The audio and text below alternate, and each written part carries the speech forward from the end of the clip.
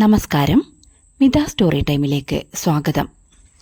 T പത്മനാഭൻ്റെ സത്രം എന്ന കഥാസമാഹാരത്തിലെ ബാബു എന്ന കഥ കേൾക്കാം. ബാബു എന്ന കഥയ്ക്ക് ആധാരമായത് എൻ്റെ ഫാക്ട് ജീവിതകാലത്തെ ചില അനുഭവങ്ങളാണ്.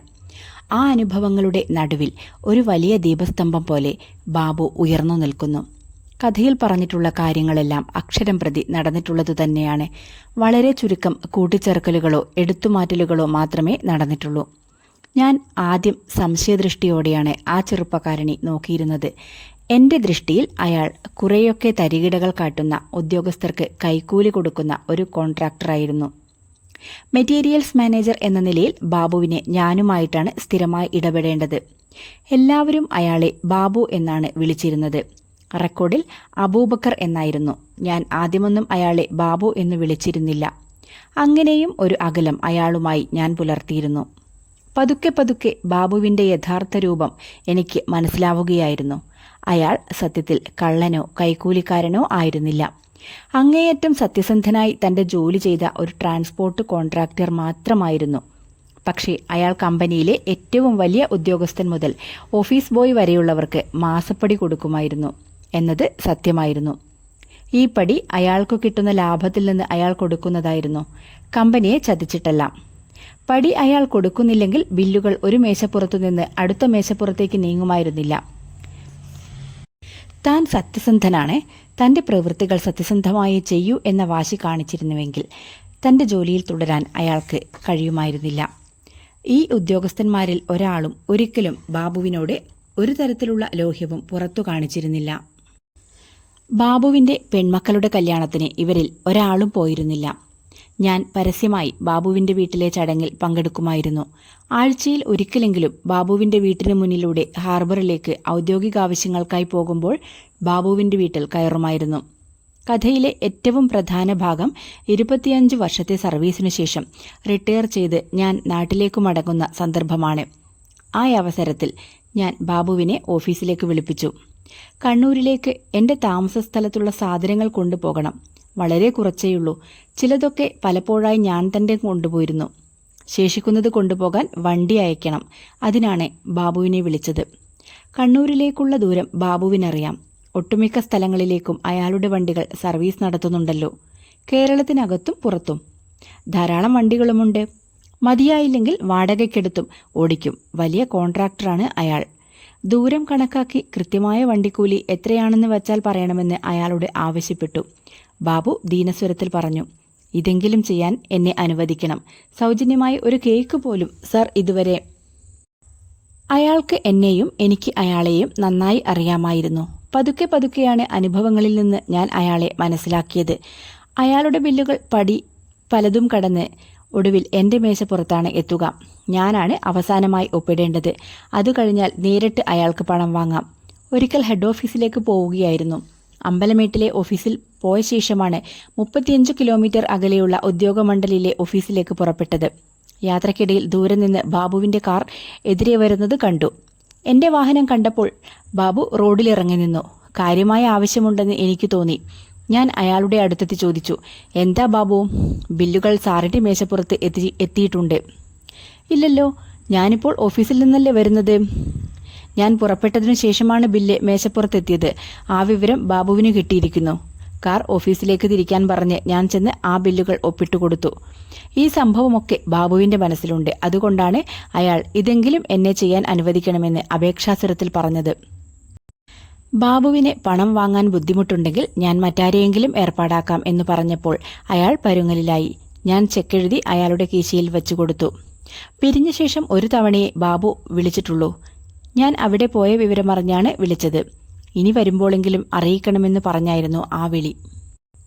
വാസ്തവത്തിൽ ബാബുവിനെ സാക്ഷിയാക്കി നിർത്തി അദ്ദേഹത്തിൻ്റെ ആത്മകഥയിലെ ഒരു ഭാഗം പറയുകയാണ് ഈ കഥയിൽ ടി പത്മനാഭൻ ചെയ്തത്. ബാബു ഹോട്ടലിൻ്റെ 3ാമത്തെ നിലയിലെ വലിയ മുറിയിൽ അയാൾ തനിച്ചായിരുന്നു. എന്നാൽ പൂർണ്ണമായും തനിച്ച് എന്നും പറയാൻ കഴിയില്ല. അയാളുടെ കൂടെ ഏറെ ശക്തമായ അയാളുടെ പഴയ ഓർമ്മകളുണ്ടായിരുന്നു. ഈ ഓർമ്മകളിൽ വീണ്ടും വീണ്ടും മുഴുകി സ്വയം മറന്ന് അങ്ങനെ. അപ്പോൾ വാതിൽമണി മുഴങ്ങി. അയാൾ ചെന്ന് നോക്കിയപ്പോൾ ആദ്യം ആളെ മനസ്സിലായില്ല. പക്ഷേ അത് ഒരു നിമിഷ നേരത്തേക്ക് മാത്രമായിരുന്നു. ആഗതിൻ്റെ 2 കൈയും കൂട്ടിപ്പിടിച്ച് തെല്ല് ഉറക്കെ തന്നെ അയാൾ പറഞ്ഞു, ബാബു.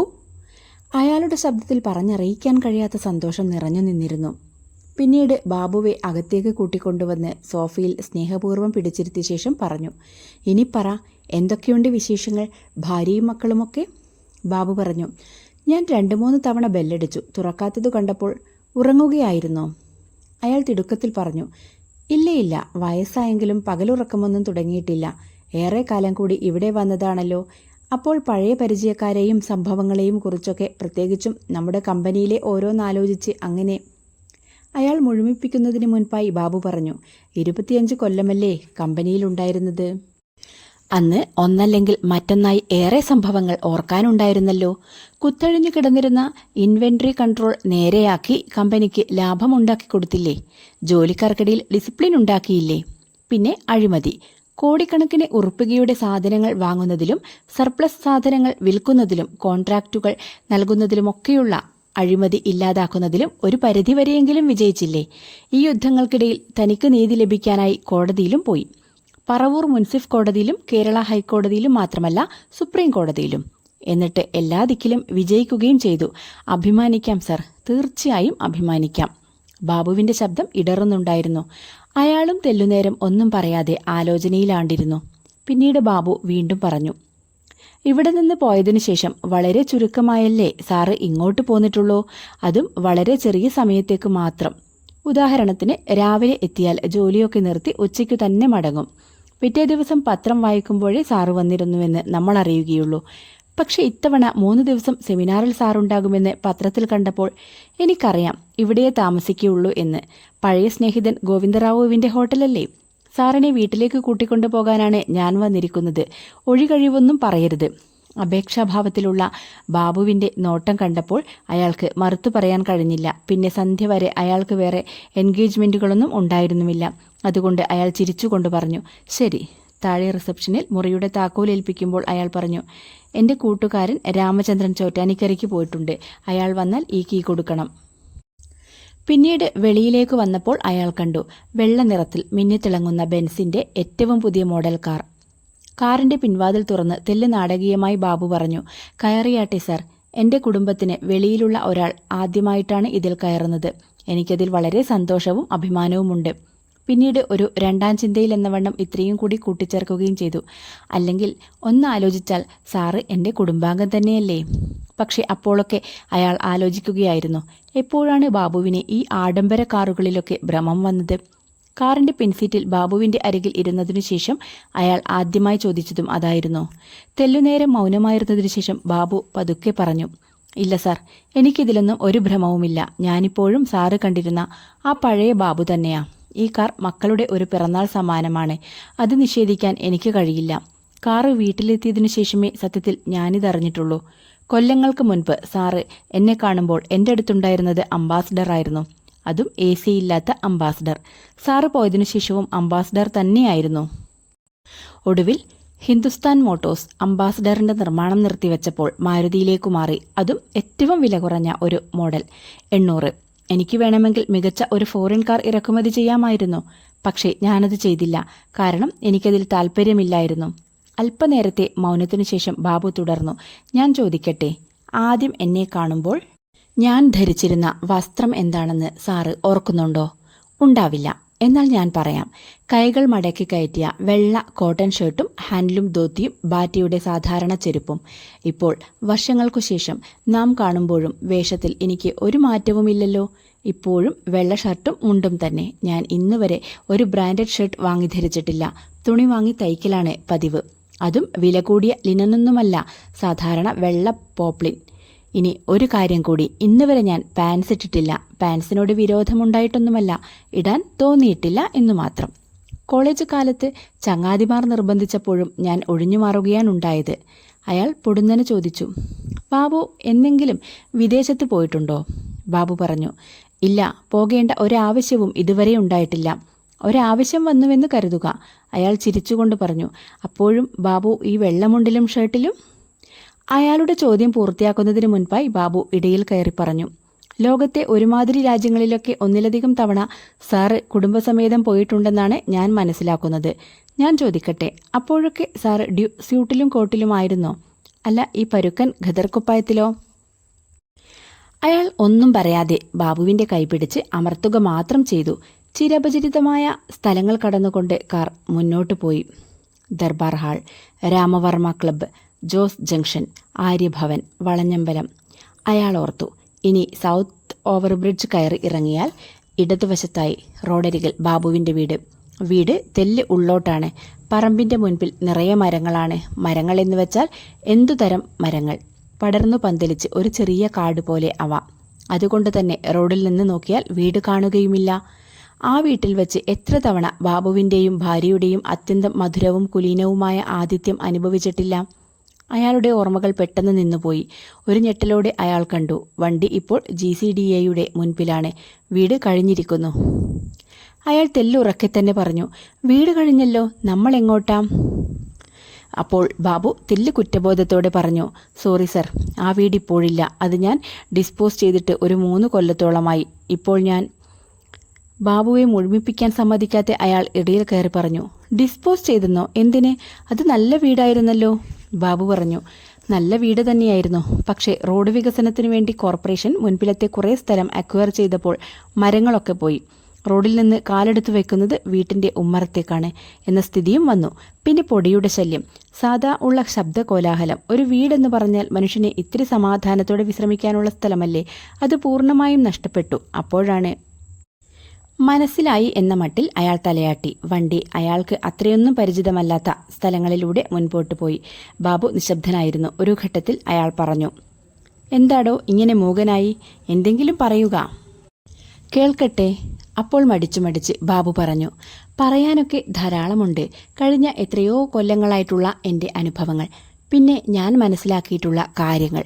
പക്ഷെ ഇതൊക്കെ കേൾക്കുമ്പോൾ ബോറടിക്കില്ലേ എന്ന് വിചാരിച്ചിട്ടാണ്. അയാൾ ചിരിച്ചുകൊണ്ട് തലയാട്ടി. നോ, ഒരു ബോറടിയും ഉണ്ടാകില്ല. എനിക്കു കേൾക്കണം.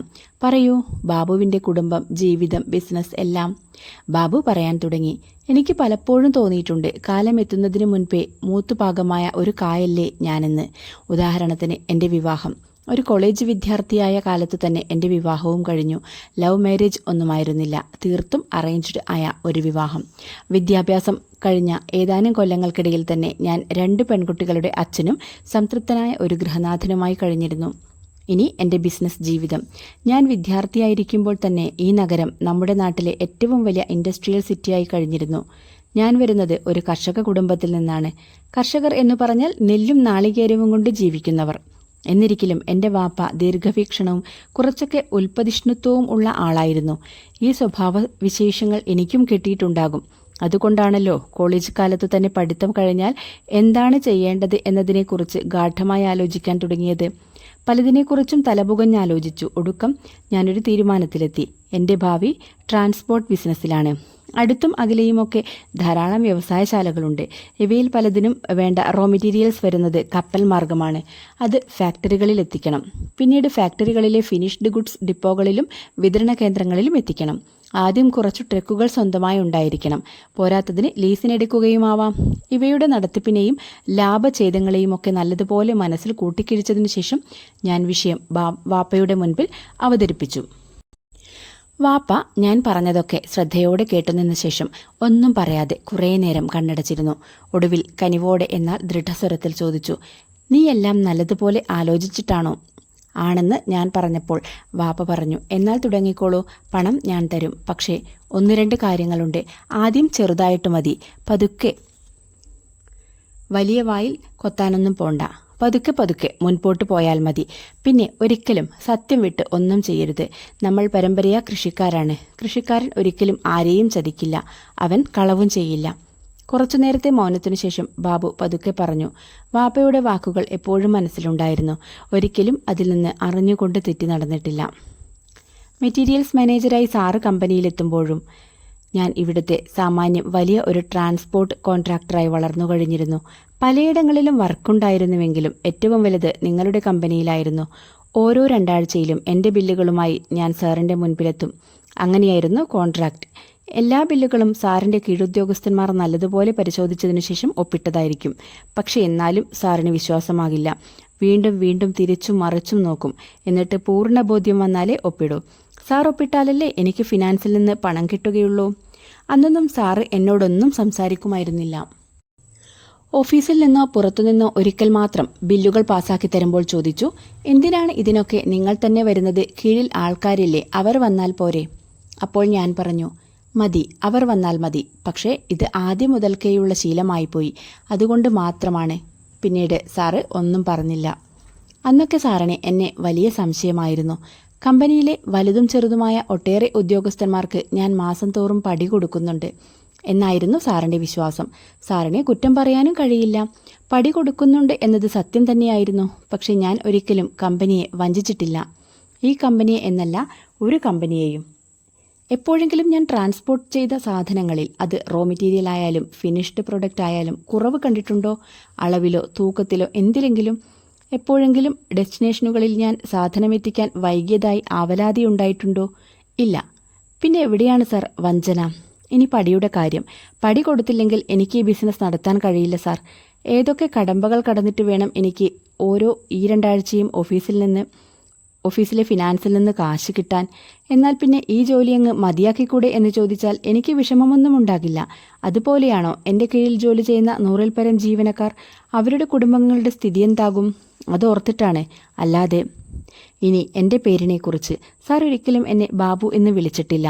വീട്ടിലുള്ളവരും നാട്ടുകാരുമൊക്കെ എന്നെ ചെറുപ്പത്തിലെ ബാബു എന്നാണ് വിളിച്ചിരുന്നത്. ഈ കമ്പനിയിലെ MD പോലും ഞാൻ ബാബുവായിരുന്നു. പക്ഷേ സാറ് മാത്രം വളരെ ഔപചാരികമായി മിസ്റ്റർ അബൂബക്കർ എന്ന് എന്നെ വിളിച്ചു പോന്നു. രേഖകളിൽ ഞാൻ എന്നും അബൂബക്കർ ആയിരുന്നല്ലോ. എനിക്ക് ചിലപ്പോഴൊക്കെ വിഷമം തോന്നിയിരുന്നു. എങ്കിലും എനിക്കുറപ്പുണ്ടായിരുന്നു, ഒരിക്കൽ സാറ് സത്യം മനസ്സിലാക്കും, ഞാൻ ആരാണ്, എങ്ങനെയുള്ളവനാണ് എന്നൊക്കെ. അന്ന് ഞാൻ സാറിനെ അബൂബക്കർ ആയിരിക്കില്ല, ബാബു ആയിരിക്കും എന്നും. ആ ദിവസം അധികമൊന്നും വൈകാതെ വന്നു ചേരുകയും ചെയ്തല്ലോ. ബാബു ഒരു നിശ്വാസത്തോടെ പറഞ്ഞു നിർത്തി. അയാൾ ഒന്നും പറഞ്ഞില്ല. പക്ഷെ അയാളുടെ മുഖത്ത് ഉള്ളിലെ ഖേദം മറച്ചു പിടിക്കുന്ന നേരിയ ഒരു പുഞ്ചിരിയുണ്ടായിരുന്നു. ബാബു വീണ്ടും തുടർന്നു, എല്ലാം പറയാനല്ലേ സാർ ആവശ്യപ്പെട്ടത്? പറയാം. ഒരു സംഭവമുണ്ട്, എനിക്കൊരിക്കലും മറക്കാൻ കഴിയാത്തത്. സാർ എന്നെ വിശ്വസിക്കാൻ തുടങ്ങിയതിനു ശേഷം നടന്നതാണ്. സാറ് ഇപ്പോൾ ഓർമ്മിക്കുന്നുണ്ടോ എന്നറിയില്ല. എനിക്ക് പണത്തിന് ഏറെ ആവശ്യമുള്ള ദിവസമായിരുന്നു. ഞാൻ ബന്ധപ്പെട്ട് സാറിൻ്റെ ഓഫീസിലേക്ക് വരുമ്പോൾ ദൂരത്തുനിന്നേ ഞാൻ കണ്ടു, സാറിൻ്റെ കാറ് റിഫൈനറിയുടെ കുന്നിറങ്ങി വരുന്നു. റോഡിൽ തിരക്കൊന്നും ഉണ്ടായിരുന്നില്ല. ഞാൻ വണ്ടിയിൽ നിന്നിറങ്ങി സാറിനെ കാത്തുനിന്നു. അടുത്തെത്തിയപ്പോൾ സാറും വണ്ടി നിർത്തി. എന്നിട്ട് ചോദിച്ചു, എന്താ ബാബു, എന്താ കാര്യം? ഞാൻ സംഗതികൾ വിശദീകരിച്ചപ്പോൾ സാറ് പറഞ്ഞു, ഞാൻ ഓഫീസിൽ പോയിട്ടാണല്ലോ വരുന്നത്. ബാബുവിൻ്റെ ഫയലുകളൊന്നും എൻ്റെ മേശപ്പുറത്തുണ്ടായിരുന്നില്ലല്ലോ. സെക്രട്ടറിയും എന്നോട് പറഞ്ഞിട്ടില്ല. അപ്പോൾ ഞാൻ പറഞ്ഞു, അങ്ങനെയല്ല സാർ, ഞാൻ അന്വേഷിച്ചുറപ്പാക്കിയിട്ടാണ് പറയുന്നത്. ഇന്ന് കാശ് കിട്ടിയിട്ടില്ലെങ്കിൽ. അല്പനേരം ഒന്നും പറയാതെ നിന്ന ശേഷം സാർ പറഞ്ഞു, ഹെഡ് ഓഫീസിൽ കാര്യമായ ഒരു മീറ്റിങ്ങിന് പോകുകയാണ് ഞാൻ. ആട്ടെ, ബാബു വരൂ. സാറ് ഓഫീസിലേക്ക് തിരിച്ചു ചെന്നു. ഞാനും പിറകെ വന്നു. അന്ന് ഉച്ചയ്ക്ക് മുൻപായി തന്നെ എനിക്ക് ഫിനാൻസിൽ നിന്ന് എൻ്റെ ബില്ലുകൾ മുഴുവൻ മാറി കാശ് വാങ്ങാൻ കഴിഞ്ഞു. ആര് ചെയ്യും സാർ ഇങ്ങനെയൊക്കെ? എൻ്റെ അടുക്കിൽ നിന്ന് യാതൊന്നും സ്വീകരിക്കാത്ത, ഒരു ന്യൂ ഇയർ കേക്ക് പോലും ഒരിക്കലും വാങ്ങാത്ത ആളാണ് സാർ എന്നും കൂടി ഓർക്കണം. ഹാർബറിലെ അമോണിയ ഇൻസ്റ്റലേഷൻസ് പരിശോധിക്കാൻ ആഴ്ചയിലൊരിക്കൽ സാർ ഐലൻഡിൽ പോകാറുണ്ടല്ലോ. എൻ്റെ വീടാണെങ്കിൽ പോകുന്ന വഴി കാണുതാനും. ചിലപ്പോൾ സാറിൻ്റെ വീട്ടിൽ കയറിയിട്ടുമുണ്ട്. ചായ കാപ്പി ഒന്നും കുടിക്കാത്ത ആളാണ് സാറെന്ന് അറിയുന്നത് കൊണ്ട് ഞാനോ അല്ലെങ്കിൽ ഭാര്യയോ ചോദിക്കും, ജ്യൂസ് എടുക്കട്ടെ ഫ്രഷായിട്ട്? പക്ഷേ എപ്പോഴും സാറ് ഒരു ഉത്തരമേ പറഞ്ഞിട്ടുള്ളൂ, വേണ്ട ബാബു, ഞാൻ ഇപ്പോഴും കഴിച്ചിട്ടാണ് വരുന്നത്. ഇത് കേൾക്കുമ്പോൾ ഞങ്ങൾക്കൊരിക്കലും ഖേദമുണ്ടായിട്ടില്ല. സാർ വീട്ടിൽ വന്നല്ലോ, അതുതന്നെ ധാരാളം. ഞാൻ അന്നൊക്കെ ഓർത്ത് ചിരിക്കാറുള്ള മറ്റൊരു കാര്യമുണ്ടായിരുന്നു. എൻ്റെ അടുക്കൽ നിന്ന് സ്ഥിരമായി പടിപറ്റാറുള്ള ഒരു ഉദ്യോഗസ്ഥനും ഏറ്റവും വലിയ ആൾ മുതൽ ഓഫീസ് ബോയ് വരെയുള്ളവരുടെ കാര്യമാണ് പറയുന്നത്. ഒരിക്കലും എൻ്റെ വീട്ടിൽ വന്നിട്ടില്ല. അവർക്ക് ഭയമായിരുന്നിരിക്കണം. ഭയപ്പെടാൻ കാര്യവുമുണ്ടല്ലോ. ഒരിക്കലും മറക്കാൻ കഴിയാത്ത മറ്റൊന്നു കൂടിയുണ്ട്. എൻ്റെ 2 മക്കളുടെയും കല്യാണത്തിന് സാർ വന്നിരുന്നു. കേവലം ഒരു ചടങ്ങായി വന്നു പോവുകയല്ല ഉണ്ടായത്, ആദ്യന്തം പങ്കെടുത്ത് ഭക്ഷണവും കഴിച്ചേ പോയുള്ളൂ. എൻ്റെ മക്കൾക്ക് സ്നേഹത്തോടെ വിവാഹ സമ്മാനവും നൽകി. പൊന്നും പണവുമൊന്നും ആയിരുന്നില്ല, സാർ എഴുതിയ പുസ്തകങ്ങളായിരുന്നു. എൻ്റെ മക്കൾ ആ പുസ്തകങ്ങൾ നിധി പോലെ സൂക്ഷിക്കുന്നുമുണ്ട്. കല്യാണത്തിന് കമ്പനിയിൽ നിന്ന് ആരും വന്നിരുന്നില്ല എന്ന് ഞാൻ പ്രത്യേകം പറയേണ്ടല്ലോ. ധീരന്മാർ. ഇനി വളരെ പ്രധാനപ്പെട്ട ഒരു കാര്യം. സാറ് ചോദിച്ചല്ലോ ബിസിനസ്സൊക്കെ എങ്ങനെയുണ്ടെന്ന്. ഇല്ല സാർ, എനിക്കിപ്പോൾ ബിസിനസ്സൊന്നുമില്ല. ഒരു കൊല്ലം മുൻപേ ഞാൻ എല്ലാം വൈൻഡപ്പ് ചെയ്തു. നഷ്ടം വന്നിട്ടൊന്നുമല്ല, നല്ല ലാഭത്തിൽ നിൽക്കുമ്പോൾ തന്നെയാണ് ചെയ്തത്. അപ്പോൾ അയാൾ പെട്ടെന്ന് ചോദിച്ചു പോയി, എന്തിനെ? അല്പനേരം ആലോചിച്ചു നിന്ന ശേഷം ബാബു പതുക്കെ പറഞ്ഞു, സാറേ, ഈ ട്രാൻസ്പോർട്ട് ബിസിനസ് മനുഷ്യൻ്റെ സമാധാനം കെടുത്തുന്ന പണിയാണ്. പണം ഉണ്ടാക്കാൻ കഴിയും എന്നത് ശരിയാണ്. പക്ഷേ മനുഷ്യന് പണം മാത്രം പോരല്ലോ, സ്വസ്ഥത എന്നത് എന്താണെന്ന് ഞാൻ അറിഞ്ഞിട്ട് കൊല്ലങ്ങളായി. കമ്പനിയിലെ ഉദ്യോഗസ്ഥരെക്കാൾ വലിയവർ പല ഡിപ്പാർട്ട്മെൻറ്റുകളിലായി വെളിയിലുണ്ട്. എത്ര കിട്ടിയാലും ഇവർക്കൊന്നും തൃപ്തി വരികയുമില്ല. ഇതിനൊക്കെ പുറമെയാണ് മറ്റൊരു സ്ഥിരം ശല്യം. രാവെന്നോ പകലെന്നോ ഇല്ലാതെ എൻ്റെ ഡ്രൈവർമാരിൽ നിന്നോ അല്ലെങ്കിൽ മറ്റു ജീവനക്കാരിൽ നിന്നോ ആയിരിക്കും വിളി വരിക. കർണാടകയിലോ ആന്ധ്രയിലോ ഉള്ള ഏതെങ്കിലും ഒരു ഹള്ളിയിൽ നിന്നായിരിക്കും വിളി. ബ്രേക്ക് പൊട്ടിയിരിക്കുന്നു, ആക്സിൽ ഒടിഞ്ഞിരിക്കുന്നു, ടയർ ബേഴ്സ്റ്റായിരിക്കുന്നു, അല്ലെങ്കിൽ ഓവർ വെയ്റ്റിന് പോലീസ് പിടിച്ചിട്ടു. ഇതൊക്കെ നോക്കാൻ എൻ്റെ കീഴിൽ ആളുകളുണ്ട്. പക്ഷേ എൻ്റെ സ്വഭാവമനുസരിച്ച് ഞാൻ തന്നെ. ഉറക്കം കിട്ടാത്ത രാത്രികൾ ഒരു സ്ഥിരം അനുഭവമാണ്. ഒടുവിലായപ്പോൾ ഇതൊക്കെ അങ്ങ് അവസാനിപ്പിച്ചാലോ എന്ന ചിന്തയായി. ഉറക്കം വരാത്ത രാത്രികളിൽ ഭാര്യ വേവലാതിയോട് ചോദിച്ചു, എന്താണെന്ന്. ഒടുവിൽ അവളുടെ മുൻപിൽ എൻ്റെ ഭാരം ഞാൻ അഴിച്ചുവെച്ചു. അങ്ങനെ ഞങ്ങൾ രണ്ടാളും കൂടിയാണ് ഈ തീരുമാനമെടുത്തത്. മതി, ഇനിയുള്ള കാലം മനസ്സിന് സ്വസ്ഥതയോടെ സന്തോഷമായി. ജോലിക്കാർക്ക് നിയമപരമായി കൊടുക്കാനുള്ളതിലും അപ്പുറമാണ് കൊടുത്തത്. 1-2 പേർക്ക് അവരോടിച്ചിരുന്ന വണ്ടികൾ ചെറിയ വിലയ്ക്ക് വിട്ടുകൊടുക്കുകയും ചെയ്തു. അവർക്ക് അങ്ങനെയൊരാഗ്രഹമുണ്ടായിരുന്നു. കാർ ഇപ്പോൾ ഓടിക്കൊണ്ടിരിക്കുന്നത് വെള്ളക്കെട്ടിൻ്റെ മധ്യത്തിലുള്ള ഒരു റോഡിലൂടെയായിരുന്നു. അയാൾ തെല്ലുറക്കെ തന്നെ ചോദിച്ചു, എടോ, നമ്മൾ എങ്ങോട്ടാ? ബാബു ചിരിച്ചുകൊണ്ട് പറഞ്ഞു, പേടിക്കണ്ട സാർ, നമ്മൾ എൻ്റെ സ്വന്തം ദ്വീപിലേക്കാണ് പോകുന്നത്. ദ്വീപിലുള്ള എൻ്റെ വീട്ടിലേക്ക്. ഇതാ എത്തിക്കഴിഞ്ഞുവല്ലോ. അയാൾ കണ്ടു, വെള്ളത്തിൻ്റെ നടുവിൽ ഒരു പൊട്ടുപോലെ കിടക്കുന്ന ചെറിയ തുരുത്തും അതിലുള്ള വീടും. വീടെന്ന് പറയുമ്പോൾ വലിയ മാളികയൊന്നുമല്ല, ഇഷ്ടികയിൽ തീർത്ത കുമ്മായം തേക്കാതെ അല്പം പരന്നു കിടക്കുന്ന ഒരു കോട്ടേജ്.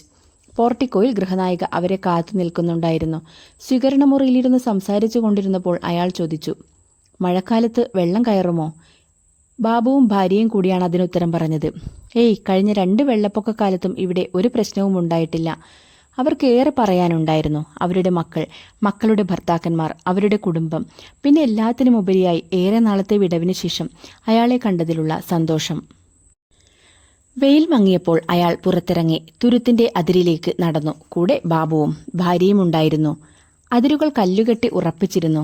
പഴയ വീട്ടിലെ പോലെ ഇവിടെ വീടിന്റെ മുൻപിൽ ഒരൊറ്റ മരം പോലും ഉണ്ടായിരുന്നില്ല. മരങ്ങൾ വീടിന്റെ പിറകിലായിരുന്നു. മുൻപിൽ പരന്നുകിടക്കുന്ന പുൽത്തകിടി മാത്രമായിരുന്നു. ചൂരൽ മെടഞ്ഞ ലോൺ ചെയറുകളിൽ അവരിരുന്നു. ആരും ഒന്നും സംസാരിച്ചിരുന്നില്ല. ലോകം മുഴുവൻ പരിപൂർണമായ ശാന്തിയിലായിരുന്നു. സൂര്യൻ മുക്കാലും അസ്തമിച്ചു കഴിഞ്ഞിരുന്നു. എങ്കിലും ആകാശത്ത് അപ്പോഴും വെളിച്ചമുണ്ടായിരുന്നു.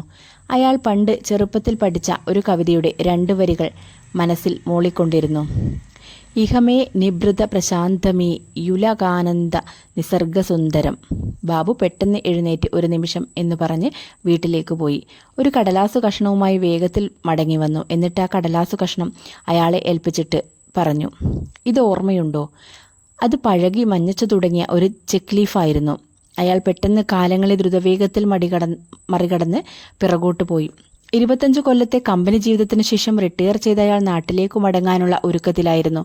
കമ്പനി നിയമപ്രകാരം അയാൾക്ക് വേണമെങ്കിൽ 6 മാസം കൂടി വാടക നൽകാതെ ഇലക്ട്രിസിറ്റിയും വെള്ളവും ഫ്രീ ആയി അനുഭവിച്ച് അവിടെ ചടഞ്ഞുകൂടാമായിരുന്നു, മറ്റു പലരും ചെയ്യുന്നത് പോലെ.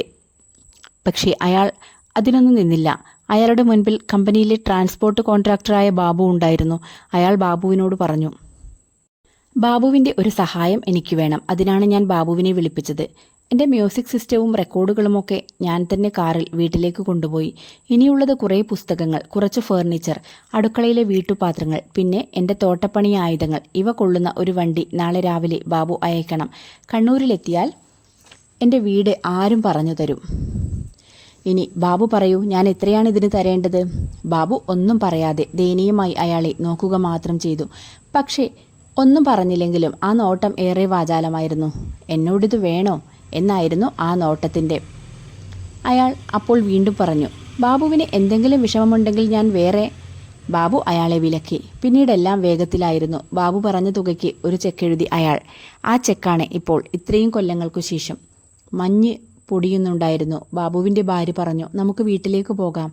വീട്ടിലേക്ക് നടക്കുമ്പോൾ അയാൾ അവരോട് പറഞ്ഞു, നിങ്ങൾ എൻ്റെ താമസത്തിനു വേണ്ടി ചെയ്ത ഒരുക്കങ്ങളൊക്കെ ഞാൻ കണ്ടു. പക്ഷേ എനിക്കിപ്പോൾ തന്നെ ഹോട്ടലിലേക്ക് മടങ്ങാതിരിക്കാൻ വയ്യ. സെമിനാറിന് വന്ന ഏതാനും പഴയ സുഹൃത്തുക്കളെ ഞാൻ രാത്രി ഭക്ഷണത്തിന് ക്ഷണിച്ചിട്ടുണ്ട്. അതുകൊണ്ട് മാത്രമാണ്. ബാബുവും ഭാര്യയും ഒന്നും പറയാതെ നിന്നപ്പോൾ ഒരു രണ്ടാം വിചാരത്തിലെന്ന പോലെ അയാൾ തുടർന്നു. നോക്കൂ, ഇന്നൊരു രാത്രി ഇവിടെ കഴിച്ചു കൂട്ടാനല്ലേ നിങ്ങൾ എന്നെ ക്ഷണിച്ചത്? എന്തിന് ഒരു രാത്രി മാത്രമാക്കണം? ഒരാഴ്ച തന്നെയാവട്ടെ. നിങ്ങൾക്ക് ഞാൻ വാക്കു തരുന്നു, ഇക്കൊല്ലത്തെ എൻ്റെ ക്രിസ്മസും പുതുവർഷവും ഒക്കെ ഇവിടെയാണ്. പോരെ? ബാബുവിനും ഭാര്യയ്ക്കും ഒന്നും പറയാൻ കഴിഞ്ഞില്ല. കാറിൽ കയറുന്നതിന് മുൻപായി അയാൾ പറഞ്ഞു, ബാബു വരേണ്ട, ഞാൻ ഒറ്റയ്ക്ക് പോയിക്കൊള്ളാം. കൂട്ടിന് എൻ്റെ പഴയ ഓർമ്മകളുമായി. പിന്നെ മറ്റൊരു കാര്യം, മൂത്തമകൾ പെരിന്തൽമണ്ണയിലല്ലേ? ഞാൻ അടുത്ത മാസം പെരിന്തൽമണ്ണയിൽ പോകുന്നുണ്ട്. കൃത്യമായി പറഞ്ഞാൽ പെരിന്തൽമണ്ണയിലേക്കല്ല, കീഴാറ്റൂരിലേക്കാണ്. അവിടുത്തെ പൂന്താനം സാഹിത്യോത്സവത്തിൽ പങ്കെടുക്കാൻ. മിക്ക കൊല്ലങ്ങളിലും ഞാൻ പോകാറുണ്ട്. അതിൻ്റെ സംഘാടകൻ എനിക്ക് വളരെ വേണ്ടപ്പെട്ട ഒരാളാണ്. നിങ്ങളെപ്പോലെ തന്നെ കേട്ടിട്ടുണ്ടാകും, മലപ്പുറത്തെ ഉമ്മർ വക്കീൽ. വലിയ നേതാവാണ്, ജനപ്രതിനിധി. നേരത്തെ എത്തുന്ന എനിക്ക് വിശ്രമിക്കാൻ ഏർപ്പാട് ചെയ്യുക പെരിന്തൽമണ്ണയിലെ ഒരു വലിയ ഹോട്ടലിലാണ്. വക്കീലിനോട് ഞാൻ പറയാം, ഇത്തവണ ഹോട്ടൽ വേണ്ട, വിശ്രമം മോളുടെ വീട്ടിലാക്കാം. എന്താ? ബാബുവിൻ്റെ ഭാര്യയ്ക്ക് സന്തോഷം കൊണ്ട് അടക്കാൻ കഴിഞ്ഞില്ല. അവർ കണ്ണു തുടച്ചുകൊണ്ട് പറഞ്ഞു, ഇപ്പോഴു തന്നെ മോളോട് വിളിച്ചു പറയും. കാർ നീങ്ങിയപ്പോൾ ഡ്രൈവറോട് ബാബു പറഞ്ഞു, ധൃതി വേണ്ട, പതുക്കെ പോയാൽ മതി, നല്ല ട്രാഫിക് കാണും. അയാൾ കാറിൻ്റെ പിൻസീറ്റിൽ കണ്ണടച്ച് ചാരിക്കിടന്നു. പക്ഷേ അയാൾ ഉറങ്ങുകയായിരുന്നില്ല, മനസ്സ് നിറയെ സ്വപ്നങ്ങളായിരുന്നു.